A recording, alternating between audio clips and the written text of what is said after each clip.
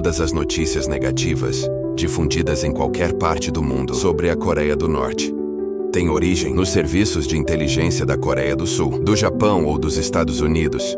A CIA tem um longo histórico de plantar informações falsas, boatos nas redações dos grandes jornais americanos, ou mesmo de pagar para que repórteres e editores publiquem uma notícia falsa, ou então de infiltrar agentes dentro das redações.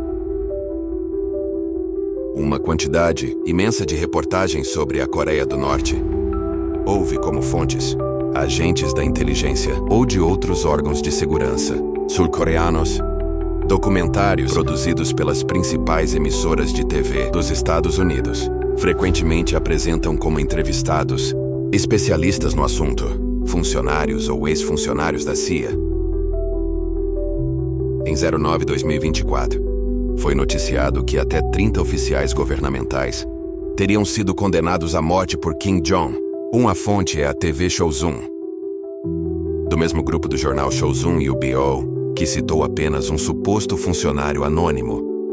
É claro que essas fontes anônimas não existem. São um recurso para cobertuar a fabricação de uma mentira, até porque o grupo Chosun é conhecido por inventar histórias falsas sobre a Coreia, como a de 2019, que dizia, baseado em fontes anônimas, que um negociador nuclear havia sido executado e que outro havia sido enviado a um campo de trabalhos forçados.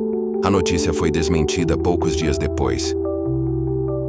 Alguns anos antes, o mesmo grupo jornalístico disse que a ex-namorada de Kim Jong-un havia produzido vídeos pornôs e, por isso, foi executada por um pelotão de fuzilamento. As fontes, como eram anônimas, mais tarde ela apareceu em uma entrevista na TV coreana. A farsa havia sido desmascarada novamente. Mas abundam as histórias farsescas que servem para acusar a Coreia de ser uma ditadura repressiva e maníaca. Muito famosa é a história da execução do ministro da Defesa, Young Yong-chol. Em 2015, ele foi morto com disparos de uma bateria antiaérea, em frente a um público de centenas de pessoas. Isso mesmo, uma bateria antiaérea, armamento que é utilizado para derrubar aviões. O motivo da execução: ele cochilou em um evento importante, na frente de Kim Jong-un. Apesar de ser um método, obviamente muito estranho e caro, de execução de um único indivíduo, e apesar de o motivo, o cochilo, ser ainda mais esdrúxulo, isso não despertou nenhum pingo de dúvida nos jornalistas do mundo todo. E a notícia se espalhou, tanto que até mesmo o Jornal Nacional, o principal telejornal do Brasil, informou sobre o caso.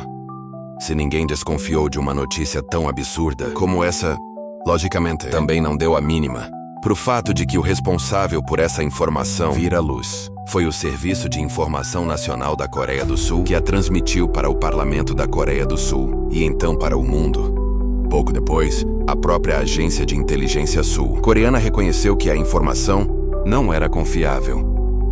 Na virada de 2013 para 2014, outra execução cruel já havia chocado os jornalistas.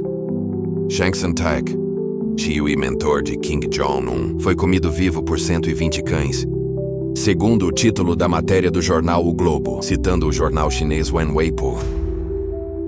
O tio e 5 de seus assessores teriam sido despedidos, jogados dentro de uma jaula e comidos vivos por uma matilha de 120 cães, famintos e ferozes, disse o Globo, que completou, indicando que o próprio líder coreano e seu irmão, Kim Jong-un, teriam supervisionado a atrocidade por 1 hora, com 300 outros funcionários.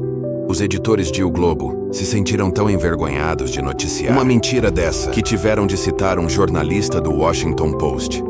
Claro, um jornalista dos Estados Unidos tem mais autoridade para falar sobre a Coreia do que os próprios coreanos.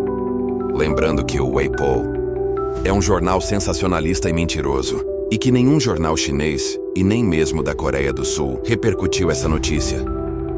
O Globo, no entanto, escolheu repercutir a farsa, destacando a mentira no título de sua matéria, e nunca corrigiu, ainda que apenas 3 dias depois se soubesse que o Weibo, que é sediado em Hong Kong, simplesmente copiou a história da publicação satírica chinesa Pyongyang Choi Seum-ho. todo ano, um cidadão coreano é morto de forma cruel pelo regime. Em fevereiro de 2016, a imprensa internacional noticiou que a vítima da vez foi o general Hyung-gil, do alto escalão das Forças Armadas. 3 meses depois, porém, ele aparecia mais vivo e poderoso do que nunca. Mais uma vez, a informação falsa havia sido plantada pela inteligência coreana.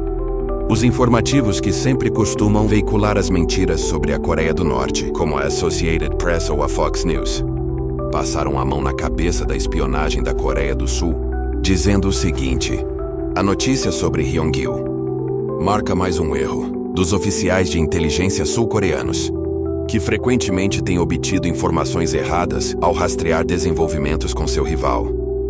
Isso também aponta para as dificuldades que até mesmo espiões profissionais têm em descobrir o que está acontecendo em um dos governos mais fechados do mundo.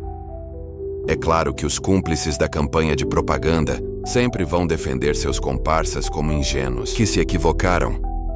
O New York Times também teve de desmentir a morte de Hyung-gil ao tentar livrar a barra dos serviços de desinformação sul-coreanos, dizendo que os oficiais têm desaparecido da vista do público por meses a fio, apenas para ressurgir mais tarde. O jornal acabou lembrando de outra invenção. Em 2015, além da execução de Young Young-choi, a inteligência sul-coreana havia forjado a notícia do expurgo do general Ma Won-chun à frente das obras no aeroporto de Pyongyang, recordou o Times. Mas do general Ma, aparentemente, foi simplesmente rebaixado de posto e reapareceu no final do ano. Algo de muito estranho certamente acontece nesse país misterioso, conhecido como Coreia do Norte.